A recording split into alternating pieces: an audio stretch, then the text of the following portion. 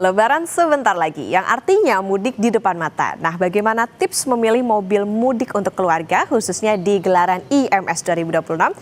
Kita bahas soal ini bersama praktisi otomotif Anjar Lesana. Selamat pagi, Mas Anjar. Halo, selamat pagi Mbak Okta. Oke, Mas Anjar, apa sih sebetulnya keunggulan mobil konvensional di saat sekarang tuh lagi happening, lagi bergairah mobil listrik maupun juga mobil hybrid? Betul, jadi sebenarnya kalau kita bicara utilitas, kendaraan hybrid, kendaraan EV, dan kendaraan konvensional punya fungsi dan kegunaan masing-masing. Tapi kalau kita bicara benefit dari kendaraan yang konvensional, dari bensin atau solar bermesin diesel, memang banyak digunakan di Indonesia karena memang satu marketnya sudah terbentuk dan ekosistemnya sudah kuat di Indonesia. Mulai dari pabrikan Jepang, ada dari brand Korea, bahkan Amerika atau Eropa sudah lama di Indonesia. Nah, dari tiga model yang tadi saya sebutkan, kendaraan bensin masih diminati di Indonesia karena satu infrastruktur di Indonesia kan secara pengisian listrik itu ya SPKLU belum merata, hanya di kota-kota tertentu. Makanya jenis kendaraan bensin masih diminati. Kemudian jenis bensin untuk konsumen di daerah lebih suka jenis mobil bensin ataupun solar karena satu perawatannya lebih gampang, misal kita mau merawat di bengkel resmi atau di bengkel biasa pun bisa. Terus yang paling unik dari market Indonesia adalah resale value kan. Kita sebelum beli mobil dipikirkan gimana sih kalau nilai jualnya apakah akan turun atau enggak. Nah, jenis mobil bensin itu kebanyakan atau mobil solar kebanyakan punya resale value yang bagus. Misal kalau kita beli mobil setahun, setelah itu kita jual lagi, biasanya penurunan atau depresiasinya berkisar 5% kalau kondisinya normal. Jadi itulah kenapa alasan mobil bensin masih banyak atau mobil solar diterima di Indonesia. Terus orang daerah juga banyak yang suka tipe penggerak belakang untuk jenis ICE konvensional. Karena jenis tipe penggerak belakang itu kan daerah kan kebanyakan daerah pegunungan gitu kan untuk punya traksi lebih baik.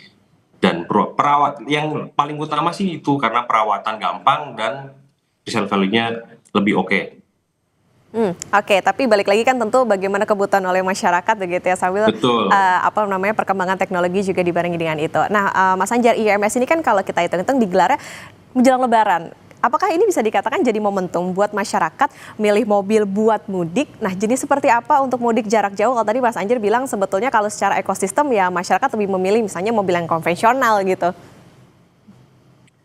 Iya, tepat sekali. Jadi kalau IMS 2026 ini adalah ajang atau momentum yang paling tepat untuk berburu kendaraan baru untuk mudik ya kan. Apalagi APM juga APM otomotif dan dealer-dealer juga sudah berlomba-lomba memberikan promo terbaik harga-harga spesial di IMS. Kayak misal ada beberapa kemarin ada kendaraan untuk keluarga harga spesial di IMS harganya 300 juta. Nah, setelah IMS selesai normal jadi 350 juta kan lumayan kan ada beda 50 juta.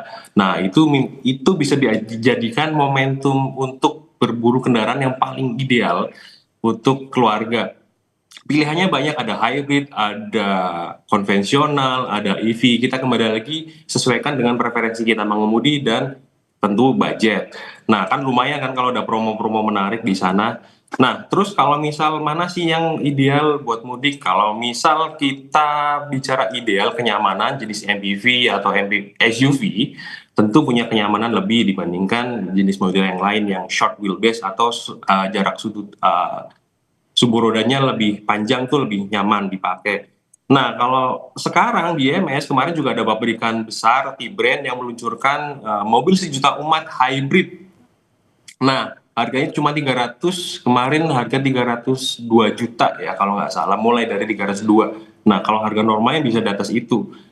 Nah, hybrid terjangkau itu mungkin bisa jadi pilihan terbaik untuk mudik karena satu senyap, kalau misal dipakai untuk macet-macetan juga bisa irit, terus kita nggak harus sering-sering mampir ke SPBU, apalagi kita tahu kan tol Trans Jawa biasanya kalau pas lagi padat, sistem buka tutup, nah itu pasti jadi benefit tersendiri. Kemudian SUV juga banyak dipakai di Indonesia karena antara SUV dan MPV di Indonesia desain itu sebenarnya agak-agak relatif mirip ya.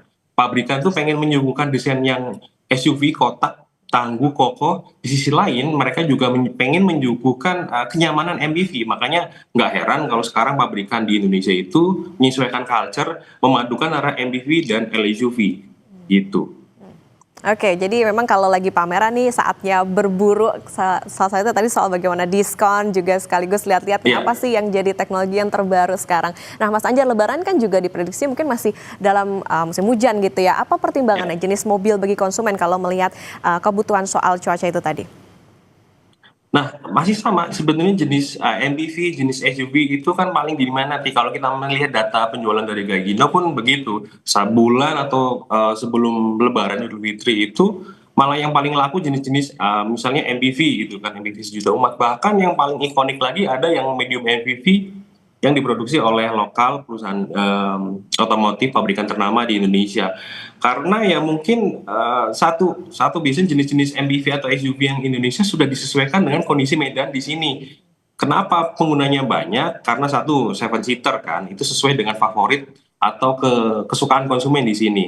Terus selain seven seater, ground clearance-nya juga sudah tinggi-tinggi ya kendaraan sekarang karena kita tahu kondisi di jalanan di Trans Jawa atau di luar manapun sering ya kondisi hujan, banjir itu relatif aman untuk menerjang genangan selama tidak berlebihan ya, tidak sampai di atas fender mobil itu artinya itu sudah tidak bisa dilewati. Nah, itu jadi pilihan. Kemudian mumpung ada di IMS, itu masih banyak banget mobil-mobil baru yang bertebaran lah promonya dan macam-macamnya, spesifikasi kita bisa adu. Mumpung ada IMS, mumpung ada harga promo, itu kita masyarakat bisa memanfaatkan betul-betul IMS ini. Tapi lagi-lagi harus ditanya pengiriman unitnya kapan. Biasanya walaupun launchingnya hari ini atau kemarin, pengiriman unitnya bisa 2-3 bulan kemudian. Nah, pastikan pengiriman unitnya kapan Hmm, gitu. Oke, jenis mobil tertentu juga biasa inden segitu lama. Oke, Mas Anjar, kalau itu tadi Betul, soal cuaca. Nah, jumlah keluarga artinya juga bisa jadi pertimbangan ya untuk memilih mobil baru itu tadi. betul Mbak. Jadi jenis mobil keluarga, jumlah keluarga itu Mbak pasti jadi pertimbangan. Kenapa ya Indonesia kan punya biasanya rata-rata keluarga di Indonesia kan punya jumlahnya banyak ya 5 sampai 7 orang katakanlah. Itulah kenapa jenis MPV, jenis SUV seven seater paling banyak penggemarnya di Indonesia. Harganya juga variannya juga banyak, mulai dari bensin, hybrid itu apa ya? eh banyak lah. Terus sebenarnya ini kita otomotif itu kan ranahnya sebenarnya ya, dalam tanda kutip kita ranahnya laki-laki kan. Walaupun kita laki-laki, ketika kita mau membeli mobil, bahkan yang jadi decision makernya malah bukan kita, tapi bahkan istri kita. Karena misal kita sudah pengen mobil A, tapi istri kita ngotot pengen enggak, yang pengen MPV yang jenis itu, mereknya itu. Jadi kita pun jadi, yaudah yang penting demi kebahagiaan anak dan istri, lebih memilih sesuai keinginan ini istri. Makanya sales-sales kayak di IMS ketika kita ada suami istri yang didekati adalah istrinya, ibu ini ada dengan produk baru bla bla bla bla gitu. Jadi itu salah satu pertimbangan dan ternyata juga ada risetnya bahwa istri punya kontribusi untuk pemilihan sebuah mobil keluarga, apalagi untuk mudik sebentar lagi. Oke, kalaupun itu bisa diisi ke dalam satu mobil jadi pertimbangan, tapi boleh nggak nih misalnya Mas Anjar itu misalnya three row terus diisi sebanyak-banyaknya penumpang diisi misalnya muat 8 ya 8 gitu. Gimana cara ngitung keamanannya di saat kalau mudik kan biasanya bawa-bawa apa namanya Ya, barang bawaan, di atasnya juga ada roof rack dan lain sebagainya. betul. Jadi kalau misal jumlah penumpang sesuaikan dengan jumlah seat belt. Kalau misal seat beltnya ada 7, berarti bisa dimuati oleh 7 orang. Dan kalau bicara misal keamanan, sebenarnya yang namanya mobil MPV, SUV semuanya itu ada yang namanya daya angkut, daya muat. Gimana sih cara kita menghitungnya daya angkut itu? Bisa dilihat dari misal kita ngelihat buku pedoman manual atau petunjuk kalau kita beli dari dealer kan bisa tersedia. Kita punya mobil apa, gross vehicle weight-nya berapa, misal ambil contoh SUV, GVW-nya adalah 2100 kg. Kemudian berat kosongnya adalah 1500. Artinya 2100 dikurangi 1500 ketemulah 600 kg. 600 kg itu adalah daya angkut mobil kita. Jadi kalau kita simulasikan, misal kita anggaplah contoh membawa 5 penumpang dengan bobot badan penumpangnya 100 kilo, jadi 5 orang 500 kilo kan, sisa 100 itu berarti adalah barang bawaan kita yang bisa kita muat di dalam mobil kita. Terus 100 kilo itu simulasikan lagi Kalau kita bepergian pakai koper yang ukuran 28 inch, kalau kita padatkan betul, biasanya kan bisa ketemu angka 25 kilogram kan. Kalau kita di pesawat kan juga bisa ditimbang. Nah, jadi 100 kilo bisa setara dengan 4 koper yang ukurannya 28 inci yang bisa kita letakkan di bagian belakang. Letakkan juga harus aman supaya tidak kalau misal kita ngerem mendadak, tidak loncat ke depan, seperti itu. Oke, itulah PR ya, kadang suka luput nih kalau misalnya masih muat ada space dikit langsung Iya, dimasukin atau misalnya orangnya betul. juga dimaksimalin. Oke, Mas Anjar, kita balik lagi soal kalau misalnya konsumen ini ditawarin banyak diskon di IMS oleh antar agen pemegang merek, ini gimana cara menyikapinya? Mana yang bisa jadi pertimbangan untuk akhirnya deal milih satu mobil tertentu atau kendaraan tertentu? Ya memang biasanya marketing di otomotif memang menyentuh sisi emosional yang membuat kita seolah-olah apa ya, itu kan sebenarnya kendaraan tidak urgent-urgent amat, tapi seolah-olah harus beli sekarang nih, kalau enggak besok harganya berubah nih. Itu ya teknik marketing dan ya nggak apa-apa, memang itu supaya memacu penjualan ya, di IMS kan banyak promo-promo bertebaran.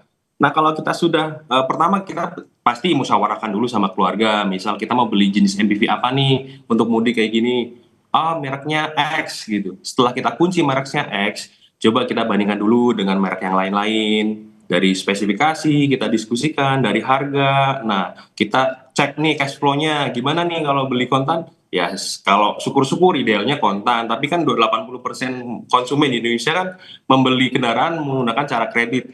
Nah, gimana sih kalau cara kredit? Oke, kita sudah kunci misal mobil X varian tertentu, transmisinya matic.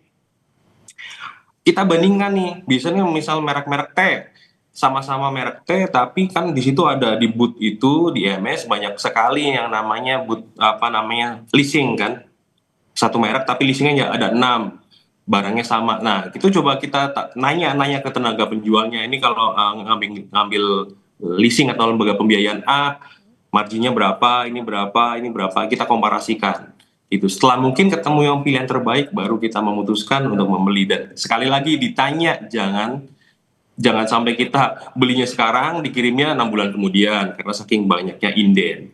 Jadi ditanya kira-kira kalau saya pengen buat lebaran bisa nggak gini gini gini, seperti itu Mbak. Oke, jadi lagi-lagi kalau nggak cuma hitung-hitungan budgetnya aja, tapi bagaimana harus riset Betul. dulu sebelum berangkat, karena ya itu tadi ya bisa tergiur lapar mata buat datang ke pameran. Terima kasih praktisi Iya. otomotif Mas Anjar Laksana sudah bersama di Sapa Indonesia Pagi. Sehat selalu Mas Anjar.